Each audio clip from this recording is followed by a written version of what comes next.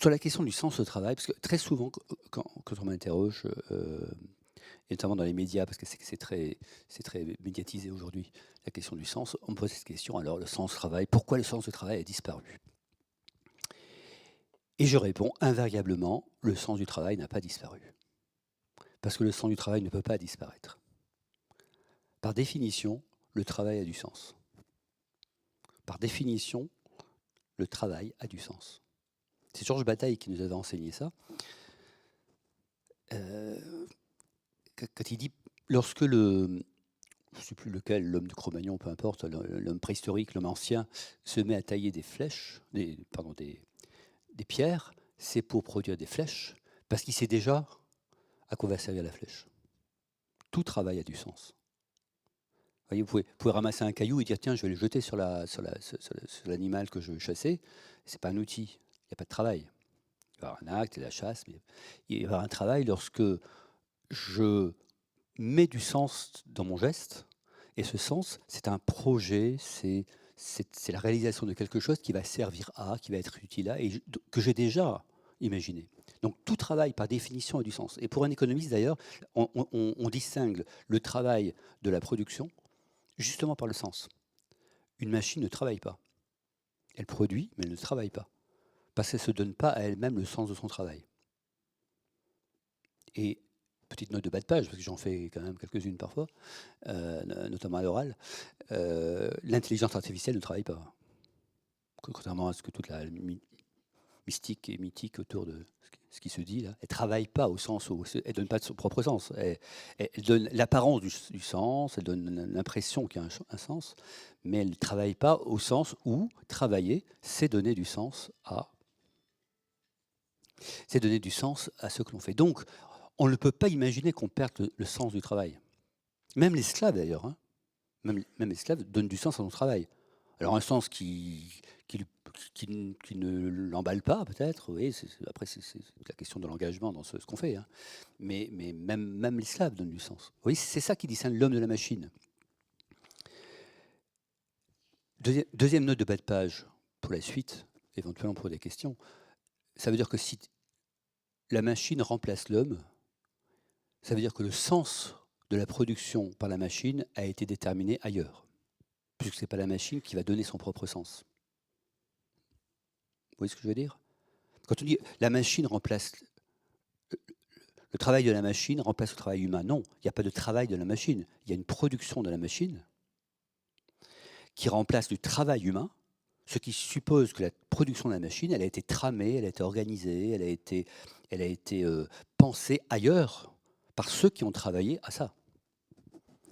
Et dire qu'on remplace le travail humain par du travail de la machine, c'est masquer le vrai travail qui est celui des organisateurs de cette subrogation de l'homme par la machine. Et se faire comme si c'était naturel alors que ça ne l'est pas du tout. Donc, il n'y a pas de question du sens au travail. Et pourtant, il y a une question qui est aujourd'hui très claire, puisqu'on la pose, c'est qu'il y a évidemment une raison à l'inquiétude, en tout cas le questionnement, c'est qu'il y a le vrai sujet, en fait, c'est la question du sens collectif au travail.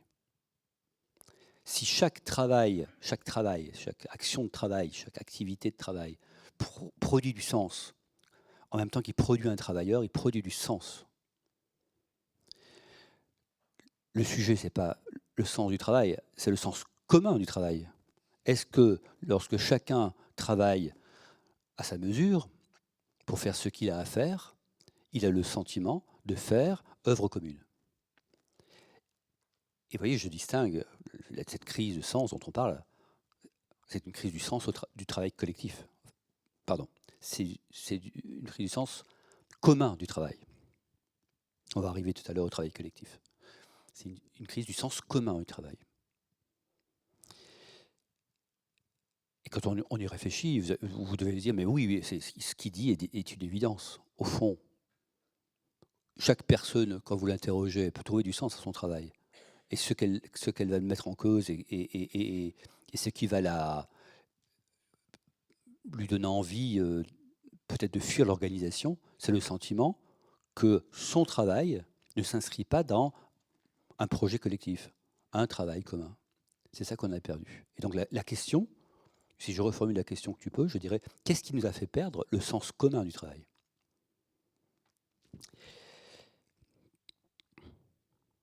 Ça va? Première étape. Donc, je vais dérouler mes réponses. Qu'est-ce qui nous a fait perdre le sens commun du travail? Qu'est-ce qui fait qu'en 2000,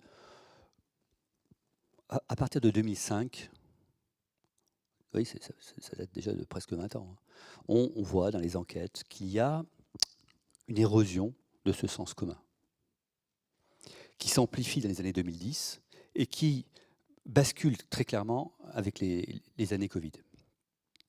Qui ne sont, c'est pas dû au Covid, c'est dû à ce que le Covid a produit, c'est-à-dire l'arrêt brutal de la mécanique extrêmement agitée qui était l'économie, vous voyez, qui masquait finalement le problème du commun par une accélération, une intensification qui donnait l'impression que ça avançait, on ne sait pas où ça avançait, mais ça avançait.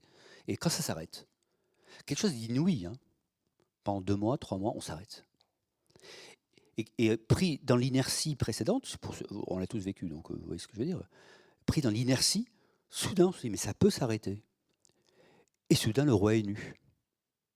Qu'est-ce que je fais là?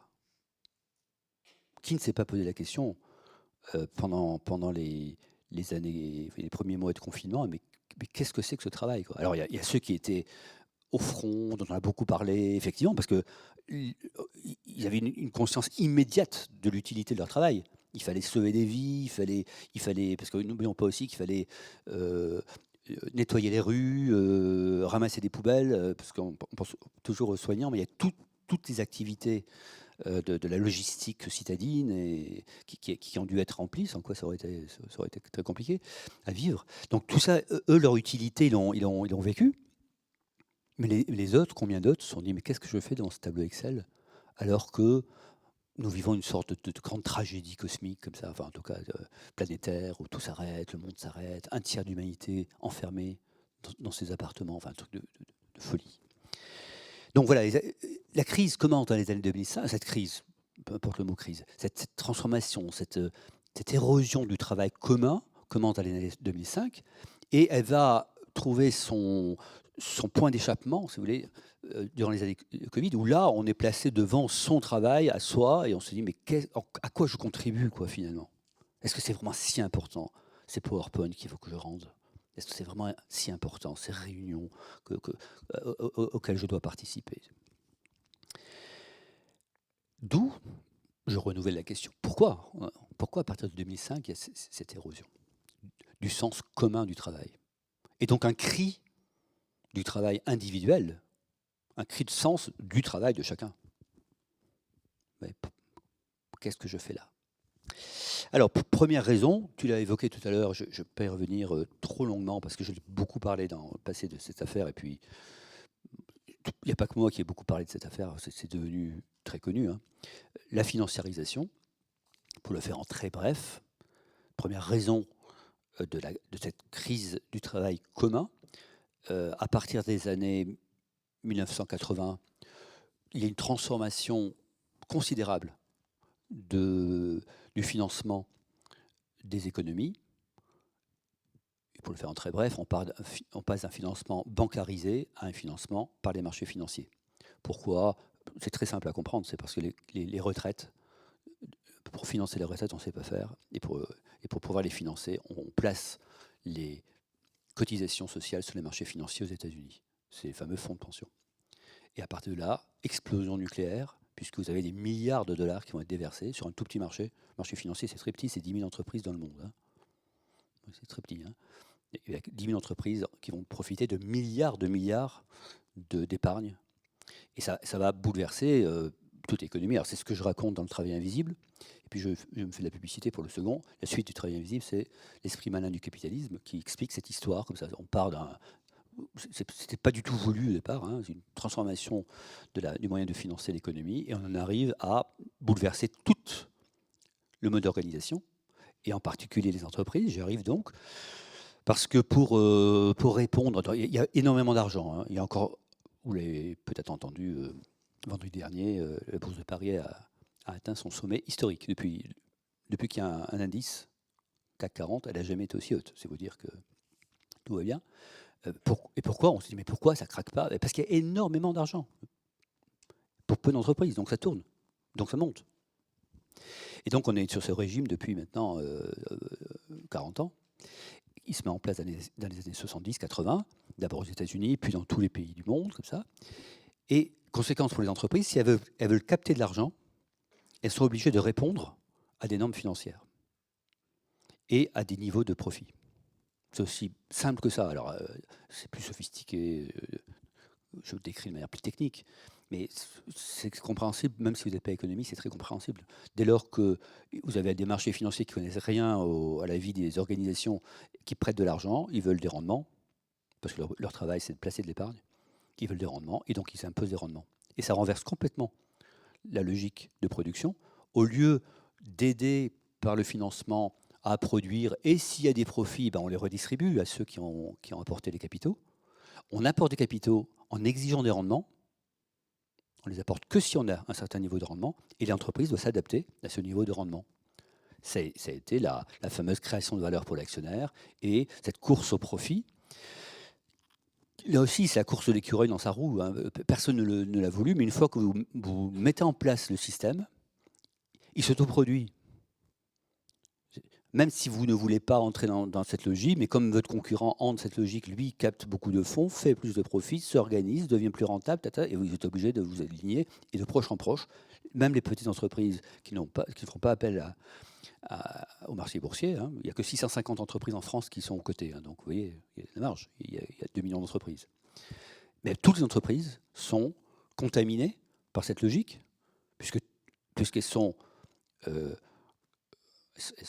évaluées, étalonnées par les plus grandes qui, elles, captent cet argent.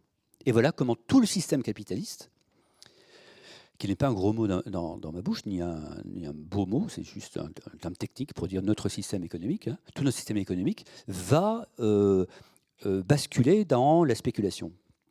Mais je m'arrête là sur ce point-là. Ce qui nous intéresse, c'est les conséquences sur le travail. Tu l'as résumé tout à l'heure, donc je résume le résumé. Dès lors que ce qui importe, c'est le résultat financier, peu importe comment c'est fait, l'essentiel, c'est le résultat. Et va se mettre en place toute une technique de gestion, voire de management, et même de management, par le résultat. Alors ça, c'est très bien documenté. Vous avez là tous les documents, mais ça a été beaucoup documenté, beaucoup travaillé, ça. Comment la gestion a basculé à partir des années 90 et on s'est mis à organiser les entreprises à partir de résultats. Et en déroulant à partir de résultats, on arrive au niveau de production qu'il faut atteindre. Et ça a rendu le travail invisible, d'où l'outil de cet ouvrage, hein, le travail invisible. Non pas qu'il n'y ait pas de travail, non pas qu'il était méprisé, mais il était rendu invisible.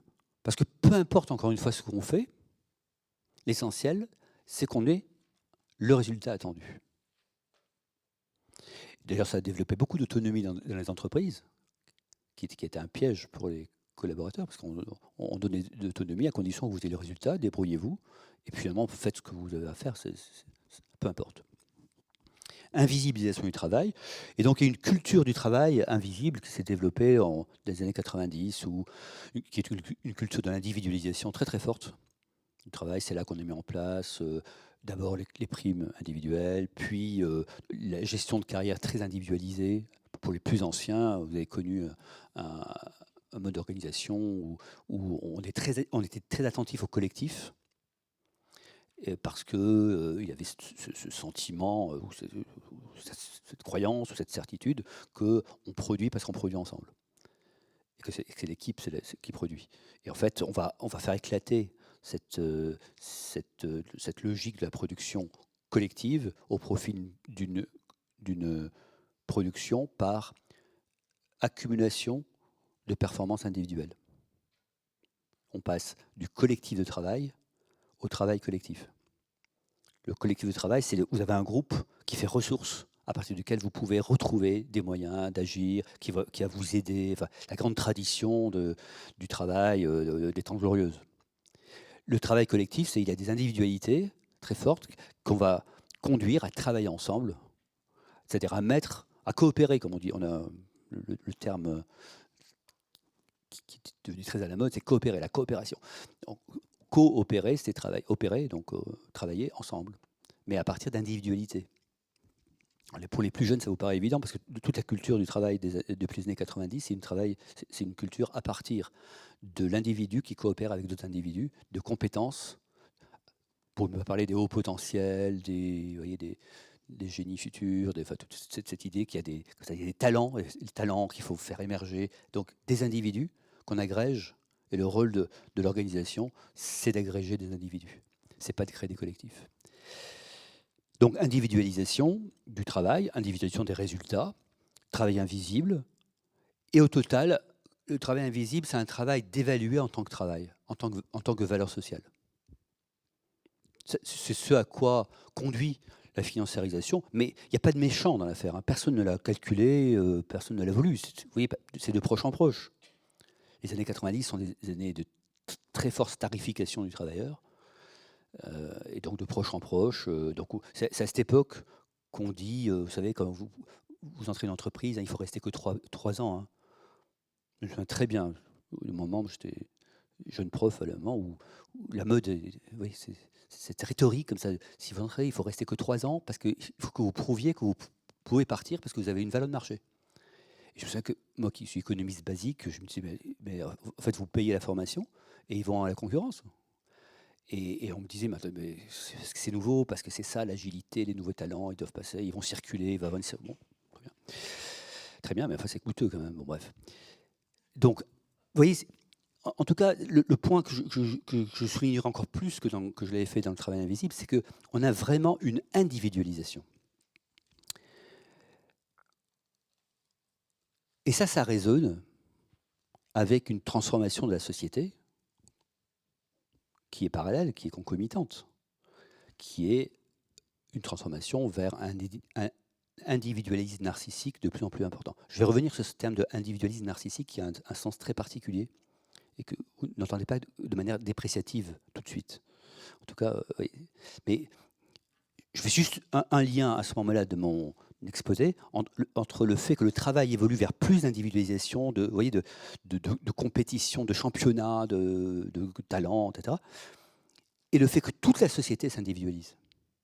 Toute la société poursuit cette tension, cette tendance à la particule élémentaire, hein, vers l'individu. Mais j'y reviens. Ça, c'est la première raison. Je ne m'appesantis pas davantage là-dessus. C'est très travaillé. Et maintenant, c'est presque... Enfin, c'est même plus une nouveauté de le dire. Deuxième raison qui a conduit à perdre le sens commun du travail, hein, je vous rappelle que c'est ça que j'essaie de comprendre avec vous, c'est la digitalisation. C'est la digitalisation. Il se trouve que, de manière concomitante à ce phénomène de financiarisation, et si vous aimez l'esprit de système, et qui a permis la financiarisation, il y a eu l'émergence des systèmes informatiques, de l'informatique, des systèmes informatiques, et de ce qu'on appelle de manière générale la digitalisation, c'est-à-dire une technologie qui permet de transformer toute information en code 0,1 et de la traiter à partir de technologies relativement simples et bon marché qui s'appellent les ordinateurs et dont le coût a été décroissant à partir des années 90 jusqu'à devenir commodité, comme on dit. Digitalisation. Alors, pourquoi la digitalisation a détruit, a fortement érodé le sens commun du travail? C'est qu'il ne vous a pas échappé que lorsque la plupart des travailleurs partent de leur entreprise, ils partent avec les moyens de production, c'est-à-dire avec les ordinateurs et les téléphones portables, qui sont les deux moyens de production principaux dans une société d'information comme la nôtre. Et je dis tous les travailleurs. Alors évidemment, davantage l'école blanche que l'école bleue, mais même l'école bleue utilise beaucoup d'ordinateurs et beaucoup de téléphones portables, c'est-à-dire communication digitale. Et ces outils, on les a sur la table, vous voyez. Avec ça, je peux faire des tas de choses. Hein. J'ai tous mes cours, j'ai tous mes PowerPoint, j'ai énormément de choses, et je pars avec. En conséquence, la frontière entre le privé et le public, évidemment, s'est effacée. J'ai coutume de dire, Charlie Chaplin, qui est l'archétype, vous savez, dans les temps modernes, qui est l'archétype du travail, des temps glorieux, travail à la chaîne. Qu'est-ce qui le broie? Une énorme machine, outil, qu'il ne peut pas contrôler. C'est-à-dire tout le sens du film et toute la fine pointe de cette fameuse scène où il est pris, il est embarqué par la machine, précisément parce que cette machine, il ne peut pas la contrôler. Avec la digitalisation, on a l'impression, si vous voulez, on discutera tout à l'heure de est-ce une impression ou une réalité, mais on a l'impression que je peux contrôler la machine, je pars avec. Voire quand je suis au boulot, je peux passer très facilement du privé au public. On estime qu'à peu près 30% des opérations en entreprise relèvent du privé. On prend un rendez-vous chez le médecin, on appelle sa femme pour un problème, 30%. Et inversement, quand on est chez soi, on travaille. Enfin, on travaille. C'est pas le bon mot. On utilise les mêmes outils et je reçois mes mails et peut-être je vais y répondre à 11h du soir. Donc, cette frontière s'efface. Et ce qui s'efface aussi, c'est le monopole que semblait avoir l'entreprise sur les moyens de production. Parce qu'il y a des tas de choses que je peux faire en dehors de l'organisation. Et même que je peux faire mieux, enfin, je peux avoir le sentiment de faire mieux que lorsque je suis au boulot. Et même, je peux créer une petite communauté et faire avoir des pratiques et travailler en dehors de l'organisation pour produire des choses dans une association, vous voyez, en utilisant les mêmes outils et la même qualité. Vous sortez une affiche pour votre association paroissiale, et bien vous avez des choses relativement comparables à ce que vous pouvez faire en entreprise aujourd'hui, avec une bonne photocopieuse. Oui. Bon.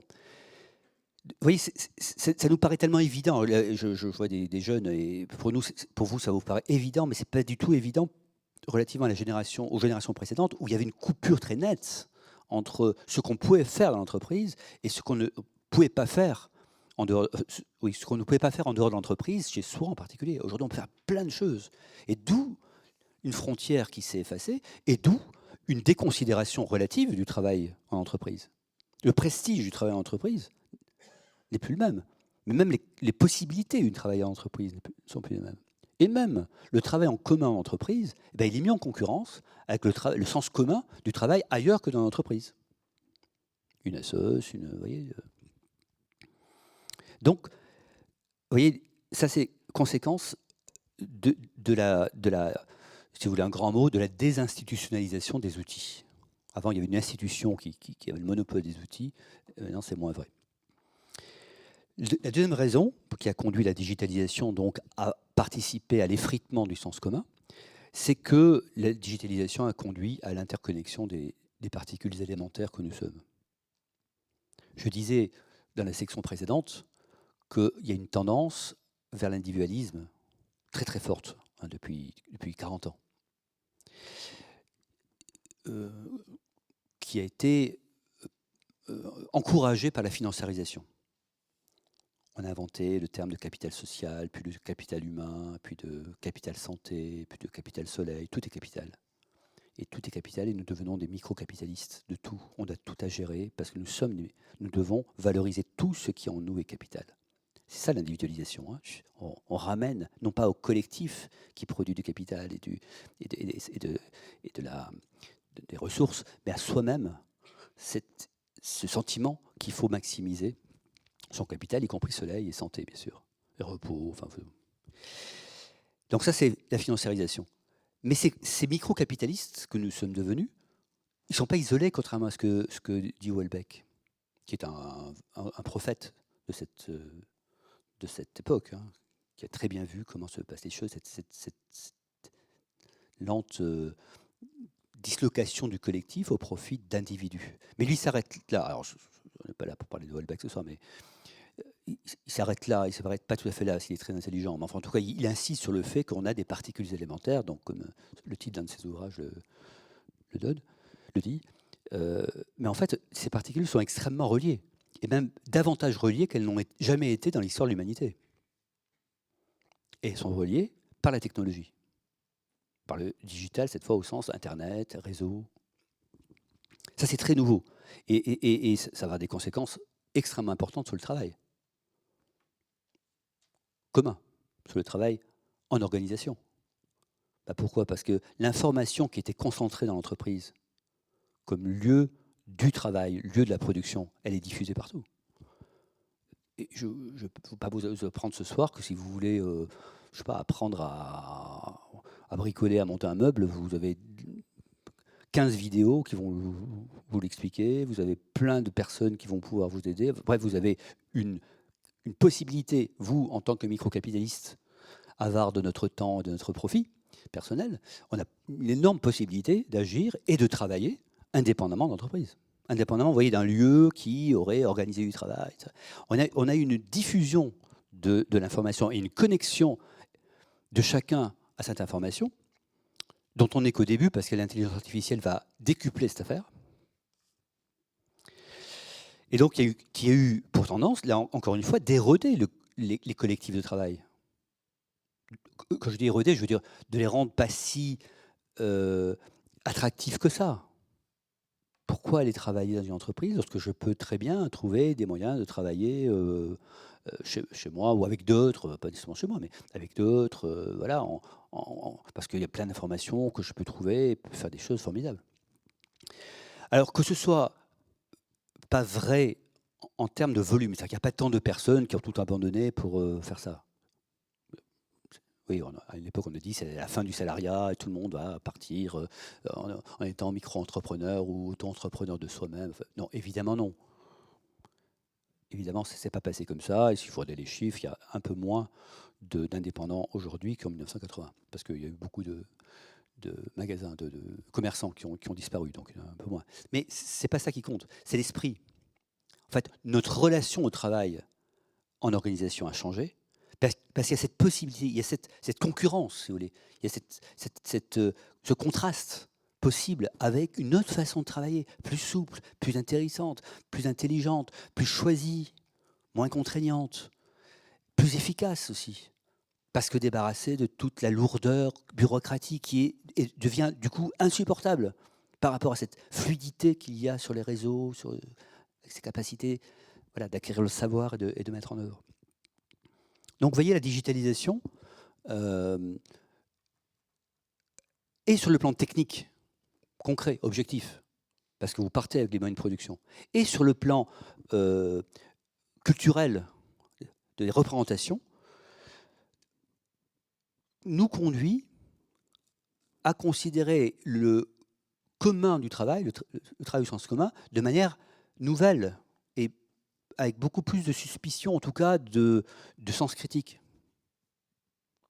D'où, en tout cas c'est comme ça que je l'interprète, mais tout à l'heure vous allez peut-être me contredire. Hein, moi je ne suis pas du tout de ceux qui disent les jeunes ils sont changés, maintenant ils ne veulent pas travailler alors que les anciens ils travaillaient tellement, etc. C'est pas vrai ça.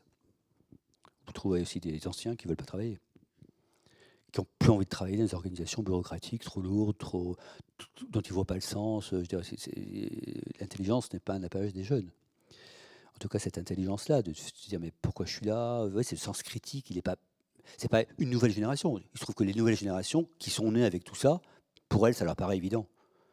Et les plus anciens, comme moi, on prend en pleine figure ce que nous avons mis du temps à transformer. Les nouvelles arrivent, je vois même les étudiants, ils arrivent, c'est comme ça. Enfin, c'est évidemment intéresse-moi parce qu'il y a tellement de choses qui sont intéressantes, il y a tellement de possibilités d'attirer l'attention, enfin, d'être embarqué, et contrairement à ce qu'on dit de manière, je trouve, trop légère, avec beaucoup de sens d'engagement, chez les jeunes, beaucoup de sens voilà. Sauf que c'est pas un engagement, vous voyez, monomodal. Je rentre dans la boîte et je m'engage dans cette boîte. Et là, grâce à ça, je vais devenir...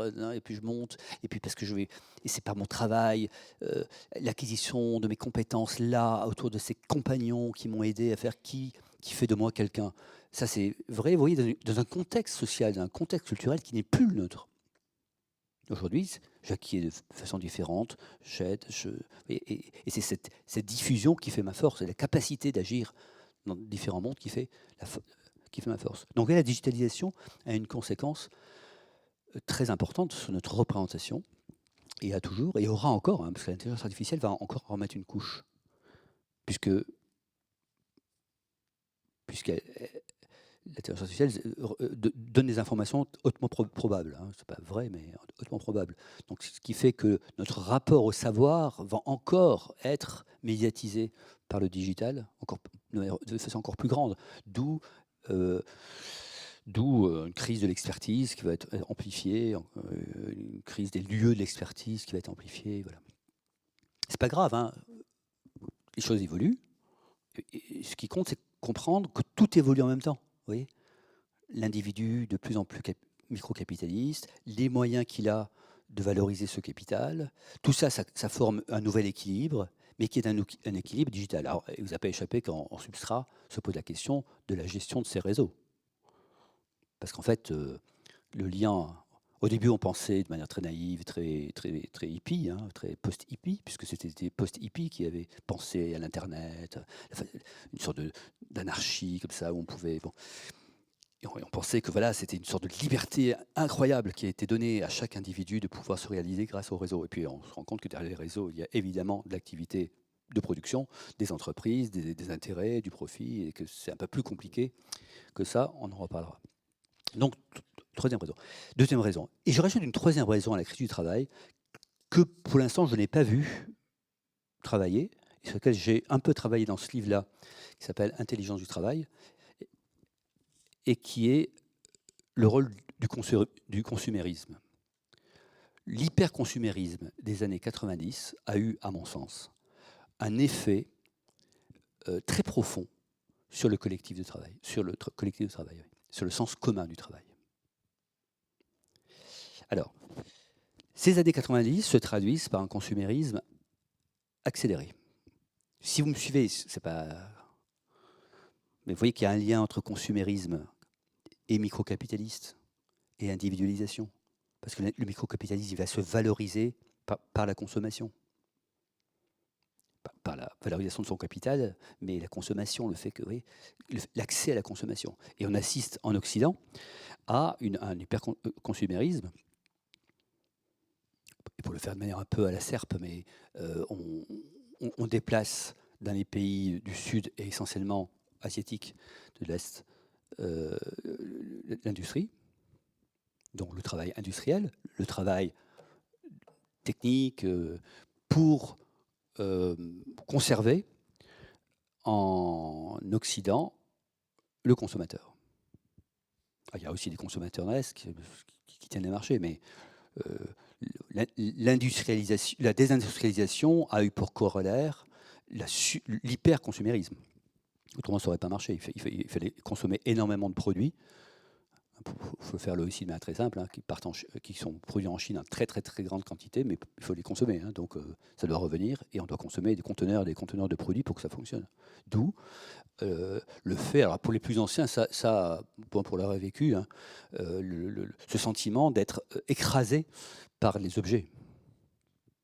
Bon, quand j'étais gamin, enfin, c'est très banal ce que je dis, enfin banal et en même temps au café du commerce peut-être, mais vous voyez, quand j'étais gamin, mais c'est vrai que notre environnement, je dis ça aux plus jeunes, n'a rien à voir en termes d'objets et de facilité d'acquérir des objets. Ça c'est très lié aux années 90, à cette hyper-production décalée et au fait que du coup, j'y reviens, hein, une partie du travail a été décalée ailleurs pour conserver un travail dit enrichi chez nous, mais surtout une consommation très forte. Alors, une thèse de ce livre, mais sur lequel je pense qu'il faut revenir, c'est que le travail ne s'oppose pas au loisir. Le travail s'oppose à la consommation. Ça, je reprends cette idée d'Illich, d'Ivan Illich. Le vrai choix, c'est entre travailler pour consommer ce qu'on travaille, ou consommer et se réaliser par la consommation. Ce que j'appelle la cité du travail et la cité de la consommation. Et on est passé clairement de la cité du travail à la cité de la consommation dans les années 90. Et c'est très logique, hein, là je vous le fais rapidement, mais c'est très logique que ça évolue de cette façon. Donc hyperconsommation, et en conséquence, le travail est invisibilisé par la consommation. Il n'est pas qu'invisibilisé par la finance et par les entreprises, il est invisibilisé par la consommation. Alors je donne un exemple dans ce livre, mais qui me paraît archétypal comme le machine-outil de Charlie Chaplin dans les temps modernes, c'est Disneyland. Disneyland, je ne sais plus combien de Français ont vu, sont allés à Disneyland, énorme. Et Disneyland, c'est le lieu où vous ne devez pas voir les travailleurs. Vous ne voyez que des masques. C'est un lieu où on ne va que pour voir des masques. Surtout, il ne faut pas voir les gens en sueur dessous, il ne faut pas voir les gens fatigués, il ne faut pas voir les gens qui en ont marre.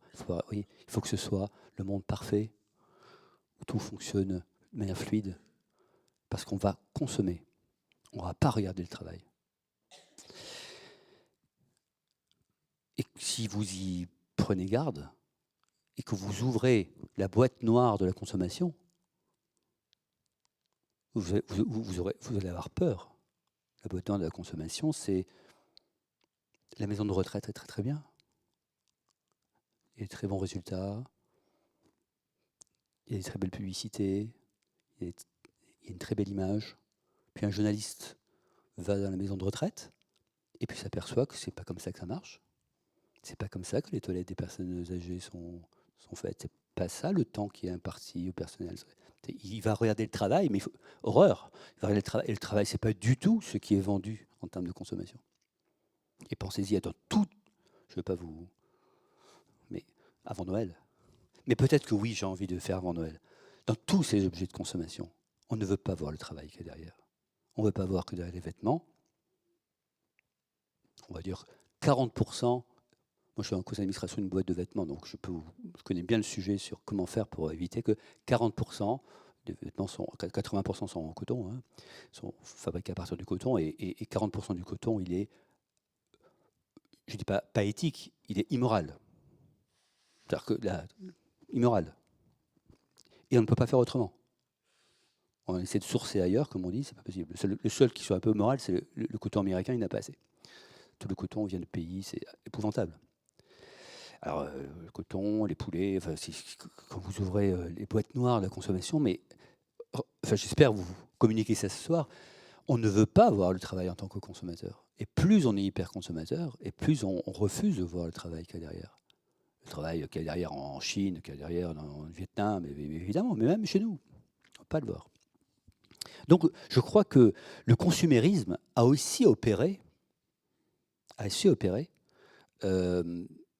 eu sa place, oui, son mode opératoire dans cette transformation de notre rapport au travail. Nous sommes, sans qu'il y ait de méchants, encore une fois, sans qu'il y ait de complot, sans qu'il y ait un grand organisateur qui a tiré les fils, mais de proche en proche, par petites touches, pour que ça marche, nous sommes devenus des acteurs d'un monde Disneyland, un monde où la consommation prime. Quitte à ne plus voir le travail, quitte à déconsidérer le travail, quitte à déconsidérer le travail dans notre culture. Et c'est... Vous avez peut-être en tête Terre des Hommes, le chapitre 2 de Terre des Hommes, chapitre 3. Être homme, c'est précisément être responsable, c'est se réjouir de la victoire qu'a remporté les camarades. Enfin, ce texte, moi je donne à mes étudiants ce texte magnifique sur le travail, de la part d'aviateurs qui vont transporter du courrier, vous voyez ce truc, le sens, mais qui est complètement collectif. Complètement collectif. Ça ne fonctionne que parce qu'on est équipe, ensemble, voilà, il faut opérer ces exploits. Bon. Eh bien, ce thème-là, 1930, aujourd'hui, ça serait un thème de l'hyperconsommation. Encore une fois, Houellebecq l'a très bien vu. Il y a très peu de travail chez Houellebecq. Il y a toujours un travailleur, hein. Le héros fait toujours quelque chose. Mais en fait, on ne voit pas travailler, on le voit consommer. Et même, l'humain sexuel, c'est avec une sorte de symbolique de la consommation pour la consommation, quoi, où il n'y a plus d'autre sens que consommer pour consommer.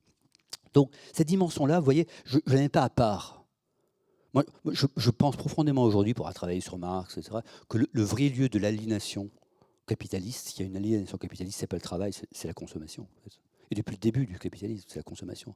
Parce qu'en fait, le consommateur ne maîtrise pas sa consommation. Et moins il la maîtrise, et plus il est aliéné. Et cette dimension, elle est embêtante. Vous voyez, quand je parle avec des chefs d'entreprise, elle est embêtante parce qu'en fait, on est conduit à produire pour pouvoir faire fonctionner la machine. Mais cette production, c'est une production qui doit être consommée. Et on doit mettre la consommation en premier. Et cette consommation en premier, elle détruit le travail. Elle détruit le sens du travail. Tu vois ? Bon.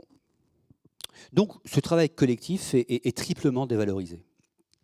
Ce collectif de travail est triplement dévalorisé.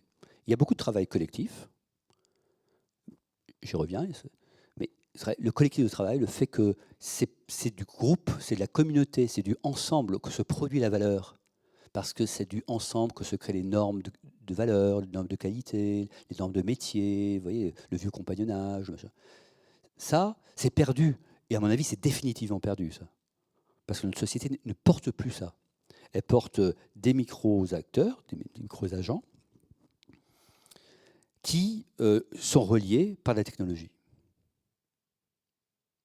Et là où je pense que c'est irréversible, enfin pourquoi je pense que c'est irréversible, c'est parce que plus les micro-acteurs sont reliés par la technologie, plus le sens du travail commun décroît.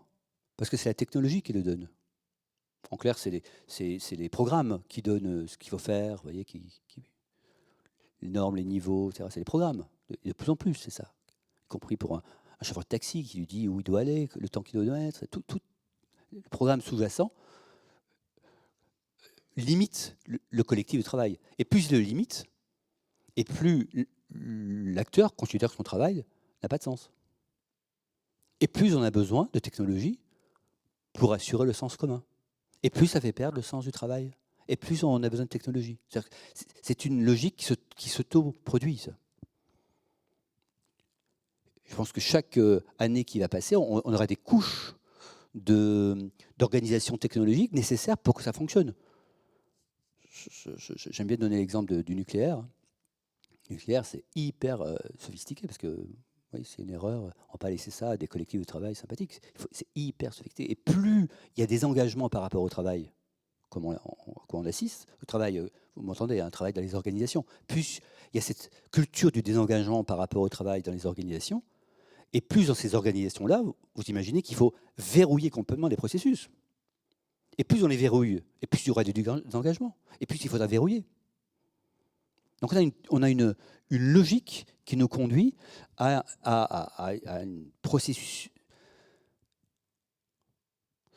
une généralisation des processus de travail, plutôt que du travail lui-même. C'est une tendance.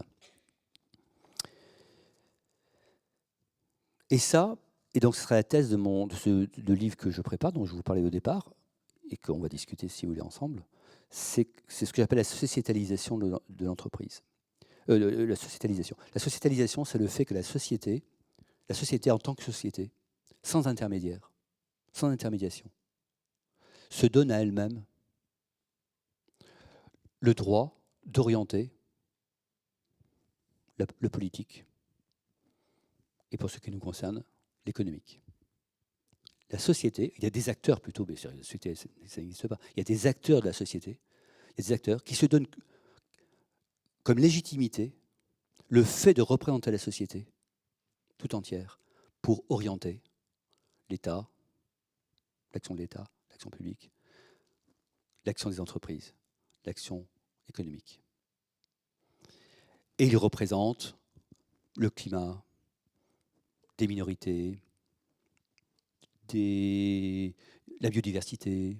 Vous voyez, ils prennent la parole au nom de la société, d'une dimension, et ils s'auto-investissent, et on s'auto-investit, parce que on est tous embarqués dans cette transformation culturelle, on s'auto-investit de la possibilité de parler au nom de la société. Alors, là aussi, pour les plus jeunes, ça peut vous paraître évident qu'on parle au nom de la société. Non. Pendant des millénaires, il y a toujours eu des intermédiations qui s'appellent l'État, qui s'appellent l'Église, qui s'appellent, vous voyez, tous les corps intermédiaires qui, justement, intermédient pour éviter que la société se replie sur elle-même. Or, alors ça, c'est ma thèse, hein, donc, que je vous expose pour la première fois ce soir autour de la question du travail. Ma thèse, c'est de dire qu'en fait, cette évolution économique, cette évolution culturelle dont j'ai parlé, en fait, conduit à une disparition de toutes les institutions en tant qu'institutions légitimes au profit de la société comme unique institution. Ce qu'on appelle la sociétalisation. Et après, l'Église, l'État, l'école, l'entreprise, qui était présentée comme, pour les plus anciens, vous vous souvenez, il y a encore 10 ans, on disait, oui, la dernière institution, hein, celle qui résiste encore, c'est l'entreprise. Eh bien non, c'est plus l'entreprise. Même là, on assiste à une désinstitutionnalisation, c'est-à-dire le fait que, bon, ok, je travaille dans cette entreprise, mais je peux travailler demain matin ailleurs, ça n'a aucune importance. Je ne suis pas plus attaché à ça parce qu'il n'y a pas de lien substantiel entre moi et cette institution-là.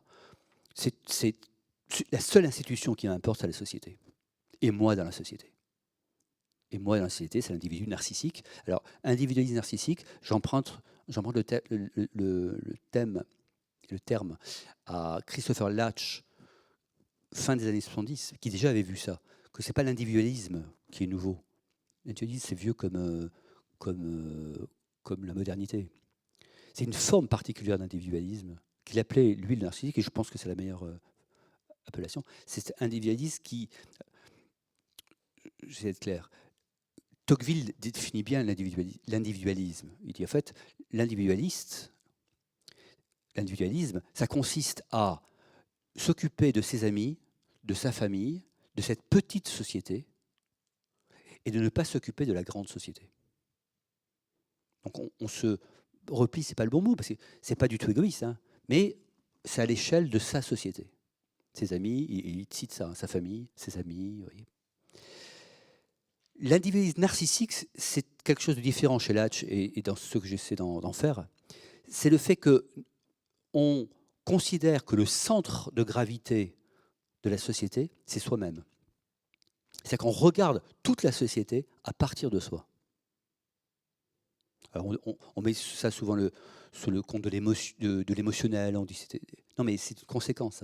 Ça. En fait, c'est le centre de gravité de l'individu. C'est pas sa petite société, c'est lui-même. Et c'est toute la société en fait qui est vue à partir de lui-même. C'est en ce sens qu'il emploie le terme narcissique, mais au sens psychanalytique, je crois même, du terme. Il était psychanalyste aussi, sociologue et psychanalyste. En tout cas psychologue. Oui, c'est dans le sens fort. Donc c'est pas dépréciatif. C'est une façon de regarder le monde. La société est le miroir, comme Narcisse, hein, est le miroir de moi-même. Et donc je l'évalue par rapport à moi-même. Ça, c'est une forme d'individualisme qui est nouvelle. Et si vous m'avez suivi, il faut commencer à faire les liens, qui est lié au microcapitalisme de la financiarisation, qui est lié au fait que je suis en possession de beaucoup d'outils de production finalement à partir de moi. Et que je peux voir énormément de choses à partir de mes outils de production. Énormément. Je peux être en contact avec plein de monde à partir de moi-même.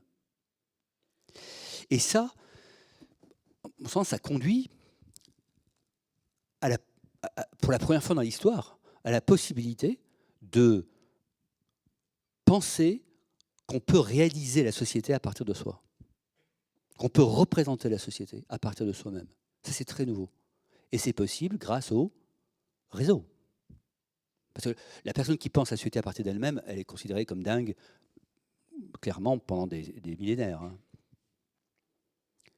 Mais quand elle est reliée à plein d'acteurs qui l'informent, qui répondent, qui créent une toile, ça s'appelle le web, c'est une toile. On est vraiment, ça a été tissé, il y a bien donc des relations, c'est tissé. Il est possible de pouvoir penser beaucoup de choses de la société, en tout cas, à partir de soi. C'est pas de la folie. C'est une possibilité. Et ça, c'est très nouveau. Alors, vous allez me dire, là, je m'éloigne du travail. Non, je suis en plein dans le travail. Parce que du coup, le travail, tel qu'il était pensé, travail dans les organisations relativement fermées, bon, vous imaginez que ça, alors pour le coup, ça n'a peu de sens. Ce qui n'a pas de sens, c'est d'imaginer que le travail, ça reste ça. Parce que les organisations ne sont pas fermées, tout simplement. Elles sont très ouvertes. Elles n'ont plus le monopole de la connaissance. Elles n'ont plus le monopole du savoir. Elles ont le monopole de l'accumulation de capital, oui, mais qui peut se déplacer, comme on le voit dans les startups. Hop, ça se déplace, ça va sur un nouveau. C'est pas aussi voilà, accumulatif que dans la haute époque du capitalisme. Donc le travail, tel qu'on le concevait, le travail en organisation, il ne peut être que pensé à frais nouveaux. Et là, à ce moment-là, quand je suis devant un parterre du champ d'entreprise, on me dit alors, quelles conséquences pour les entreprises? Alors, et je réponds invariablement, d'abord, il faut commencer par penser à partir de ça. Il ne faut pas regarder le futur en regardant. Il ne faut pas penser le futur en regardant le passé en se disant comment on va faire pour que ça revienne comme c'était. C'est pas possible. Parce que toutes les conditions, vous voyez, de contexte sont perdues, sont renouvelées pour être positif, sont renouvelées. En revanche, qu'est-ce qu'on peut faire à partir de cette nouvelle situation? Donc, mon premier point, pour conclure, ce qu'il faut faire, ce qui me semble indispensable, c'est revenir à la réalité du travail, réincarner les choses. Un. Deuxième, j'ai de plus en plus conscience, en tout cas c'est mon sentiment, que les espaces de confiance vont devenir cruciaux dans les années qui viennent. Merci à vous.